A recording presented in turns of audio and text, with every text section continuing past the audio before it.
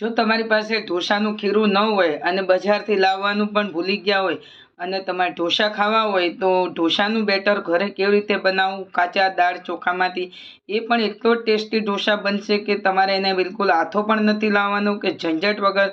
તો ચાલો આપણે એકદમ ક્રિસ્પી ઢોસા કેવી રીતે બનાવવા, અને દાળ ચોખાને આપણે ઘરે પીસીને કાચા દાળ ચોખા લેવાના છે.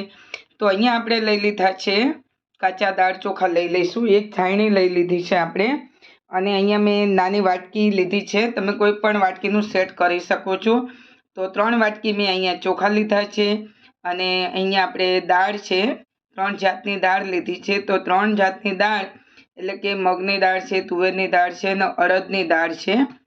તો આ 3 દાળ આપણે લઈ લીધી છે, એટલે કે 3 દાળ વાટકી ચોખા છે અને 3 દાળ. તો આ બધી આપણે 3 વાટકી લેવાના છે, એટલે દાળ ચોખાનું સરખું માપ થયું. તો હવે આપણે આને સારી રીતે આપણે સાફ કરી લઈશું, અને આને તમારે પલાળવા નથી કે નહીંથી તમારે એને હાથો લાવવાની ઝંઝટ. તો ચાલો હવે દાળ ચોખાને આપણે સાફ કરી લીધા છે. તો આ રીતે ઘસીને આપણે દાળ ચોખા સાફ કરી લેવાના છે. અને પછી ચાલો હવે અહીંયા આપણે કોઈ પણ તમને દાળમાં કંઈક એવું લાગે તો તમારે એને આ રીતે પાવડર નીકળી જાય ત્યાં સુધી આપણે એકદમ ચોખ્ખા કરીશું. જોઈ શકો છો આ રીતે કચરું થોડું એવું દેખાય છે. હવે મિક્સર જાર લઈ લઈશું, અને એને અંદર આપણે એકદમ પાવડર ના થાય તોય કાંઈ નહીં, પણ દરદરું કરી લેવું. એટલે તમારે 2 રીતે તમે નાસ્તો કરી શકો. એક રીતે તો તમે હાંડવો બનાવી શકો, અને બીજું કે તમે ઢોસા પણ તૈયારી કરશો. તો આની અંદરથી આપણે 2 જાતનો હું નાસ્તો બનાવીશ, પણ હું તમને આજે આમાંથી ઢોસા કેવી રીતે બનાવવા એ હું તમને આજે બતાવું છું. તો ચાલો દાળ ચોખાને હવે આપણે લઈ લીધો છે, જે પ્રીમિક્સ છે એને પલાળી દઈશું. તો અહીંયા મેં પાણી લીધું છે.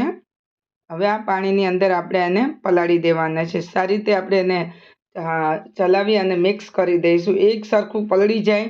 અને જો આપણે મિક્સરમાં પીસેલું છે તો મિક્સરની અંદર લોટ પણ થઈ જતો હોય છે, એટલે આપણે એના ગાંઠા ના રહે એ રીતે આપણે એને સ્મૂથ આપણે આ રીતે પલાળી દઈશું.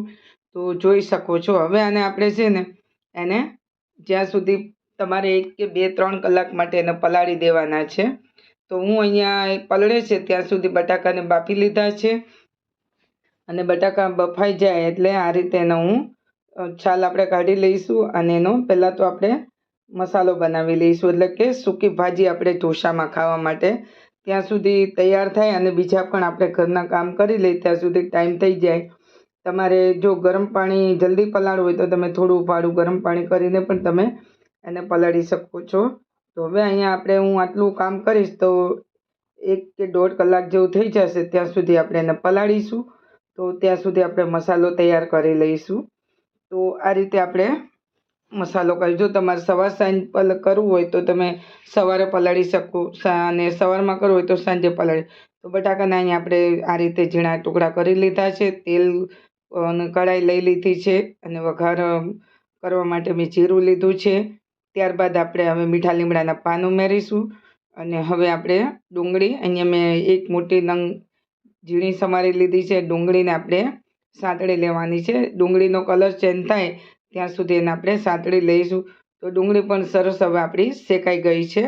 તો હવે આપણે લઈ લઈશું ટામેટાં. તો આ રીતે ડુંગળીને આપણે લાલ કરી લઈશું. તો હવે ટામેટાં અંદર ઉમેરી દઈશું. ટામેટાને પણ સારી રીતે ગળી જાય એ રીતે આપણે એને કરી લઈશું. તો ટામેટાં સરસ ગળે ત્યાં સુધી આપણે એને ગળાવવાના છે. તો હવે ટામેટાં પણ સરસ એવા ગળી ગયા છે અને એકદમ સોફ્ટ થઈ ગયા. તો હવે આપણે ઉમેરી દઈશું મસાલો. તો અહીંયા મસાલા મેં આપણે જે ઘરના લીધા છે, હળદર અડધી ચમચી હળદર લીધી છે, અને અડધી ચમચી આપણે ધાણા જીરું પાવડર લીધું છે, અને ત્યારબાદ આપણે અડધી ચમચી મેં અહીંયા લાલ મરચું લઈ લીધું છે. તમે તીખું લેતા હોય તો તીખું લઈ શકો છો. તો અહીંયા આપણે મેં લીધા છે થોડા ધાણા. હવે આપણે આ બધું સારી રીતે એને મિક્સ કરી દેવાનું છે. તો મસાલો આપણો મરચું બળે નહીં ત્યાં સુધી આપણે એને ગેસ ફ્લેમ સ્લો રાખીશું. અને હવે આપણો મસાલો પણ સારી રીતે શેકાઈ ગયો છે, અને હવે આપણે એની અંદર ઉમેરી દઈશું કટિંગ કરેલા બટાકા. તો બટાકાને આપણે મિક્સ કરી દઈશું, અને સારી રીતે આપણે મસાલાથી એને મિક્સ કરી દઈશું હલાવતા. તો હવે આપણે મીઠું ઉમેરી દઈશું સ્વાદ અનુસાર. તો હવે સારી રીતે મીઠું ઉમેરીને આપણે એને મિક્સ કરી દેવાનું. ત્યારબાદ મેં અહીંયા જીરું પાવડર લીધું છે શેકેલો, અને હવે આપણે એને બધું મસાલાથી સારી રીતે મિક્સ કરી દઈશું. હવે આપણો બટાકાનો મસાલો પણ સરસ તૈયાર થઈ ગયો છે. તો આ રીતે મસાલો આપણે બનાવીશું. જે નાસ્તો આપણે બનાવીશું તો આ રીતે નાસ્તો બનાવવાથી તમે ઝડપી બનાવી શકો છો. અને બેટર પણ હવે આપણે પછી સરસ એવું પલળવા આવ્યું છે, તો એને પણ હવે આપણે લઈ લઈશું.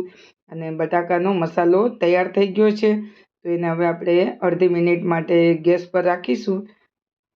અને પછી આપણે એને બાજુ પર મૂકી દઈશું. અને ત્યાં સુધી આપણે આ રીતે સરસ રીતે બટાકાની ભાજી તૈયાર થઈ ગઈ છે. તો છે ને જોતાં જ ખાવાનું મન થઈ જાય તેવી સરસ રીતે. તો આવી રીતે આજે આપણે બનાવીશું દાળ ચોખામાંથી ઢોસા તૈયાર કરીશું મસાલા. તો હવે આપણું શાક પણ તૈયાર થઈ ગયું છે. તો શાકને હવે આપણે થોડી વાર માટે ગેસ પર રાખેલું હતું, એટલે શાક પણ સરસ બની ગયું છે. ઉપર આપણે થોડો મેગી મસાલો ઉમેરી દઈશું, એટલે ખાવામાં પણ એટલો ટેસ્ટી લાગે. હવે આપણે આને મસાલાને મિક્સ કરી અને ગેસ ફ્લેમ આપણે બંધ કરી દઈશું. તો અહીંયા આપણે ગેસ બંધ કરી દીધો છે અને શાક આપણે ગેસ પર રહેવા દઈશું. ત્યાં સુધી આપણે ધાણાનો છંટકાવ કરી દઈશું. અને હવે સારી રીતે ધાણાને પણ મિક્સ કરી દઈશું. તો તૈયાર છે આપણો બટાકાનો મસાલો, એટલે કે ભાજી, સૂકી ભાજી. તો હવે આપણે ગેસ બંધ કરી દીધો છે. તો હવે લઈ લઈશું આપણે દાળ ચોખા પલાળેલા હતા એને લઈ લઈશું. તો આ રીતે હવે એ પાણી પણ સરસ શોષી લીધું છે અને સરસ એવા દાળ ચોખા પલળી ગયા છે. તો ત્યારે થોડું એકદમ કકરું છે, તો આપણે ઢોસા બનાવીશું તો થોડું એકદમ ઝીણું કરી લઈશું આપણે. તો આ રીતે પલળી જાય ને તો અહીંયા મેં લઈ લીધું છે મિક્સર જારમાં, અને આને તમે બાજુ પર મૂકી અને એ જ રીતે તમે હાંડવો પણ બનાવી શકો છો. તો અહીંયા મેં એકદમ સ્મૂથ પીસી લીધું, જોઈ શકો છો. એકદમ કલર પણ સરસ એવો ચેન્જ થઈ ગયો, એકદમ સ્મૂથ, એટલે એકદમ ઝીણું મેં પીસેલું છે. તો આવી રીતે તમે ઢોસાનું બેટર તમે ઘરે તૈયાર કરી શકો છો. તો હવે લઈ લઈશું આપણે બાઉલની અંદર. તો હું અહીંયા મિક્સર જાર પણ એકદમ ચોખ્ખું કરી દઈશ અને થોડું પાણી ઉમેરીને મેં લઈ લીધું છે. અને ચાલો હવે એને આપણે ચમચાથી સારી રીતે મિક્સ કરી દઈશું. અંદર તમારે મીઠું પણ નાખવું હોય મીઠું નાખવાનું છે, તો મેં મીઠું નાખેલું છે. અને તમારે એકદમ ક્રિસ્પી ઢોસા કરવા હોય તો તમે ખાંડના 2 દાણા પણ નાખી શકો છો, એટલે ઢોસાનો કલર પણ એકદમ તમારો બ્રાઉન આવશે. તો બેટર આપણું સરસ તૈયાર થઈ ગયું છે. તમારે એકદમ પતલું કરવું હોય તો પતલું પણ થોડું કરી શકો છો, પણ મેં અહીંયા ઢોસા તવો લીધો છે. અને હવે આપણે લઈ લઈશું ઢોસા બેટર. તો મેં અહીંયા 2 ચમચા ભરીને લીધું છે. અને હવે આપણે જે રીતે ઢોસાને આ રીતે ફેરવતા જઈશું ચમચો, અને એકદમ રાઉન્ડ રાઉન્ડ બનાવતા જઈશું. તો તૈયાર છે આપણા ઘરે દાળ ચોખાને પલાળીને બિલકુલ આથા વગર એ પણ ઢોસા એકદમ ક્રિસ્પી. તો અહીંયા મેં લીધું છે થોડું તેલ. તમારે તેલ ઉમેરો તો તેલ ઉમેરી શકો છો, પણ થોડું એવું તેલ ઉમેરવાથી ઢોસા આપણા ક્રિસ્પી એવા બનશે. હવે આપણે થોડી વાર માટે એને ચડવા દઈશું અને પછી એને આપણે બીજી સાઈડ એને પલટી દઈ. તો અહીંયા ઢોસો આપણો શેકાઈ ગયો છે. અને હવે આપણે એને બંને સાઈડ એને આપણે ઉલટ પુલટ કરી લેવાનો છે. તો જોઈ શકો છો એકદમ ક્રિસ્પી ઢોસો, અને બીજી બાજુ સરસ એવો શેકાઈ ગયો છે. તો આ રીતે ક્રિસ્પી ઢોસા બનાવો અને ખાઓ, એન્જોય કરો. તો તમને મારી રેસિપી પસંદ આવી હોય તો ચેનલમાં નવા હો તો મને લાઈક, શેર અને સબસ્ક્રાઈબ કરવાનું ભૂલતા નહીં.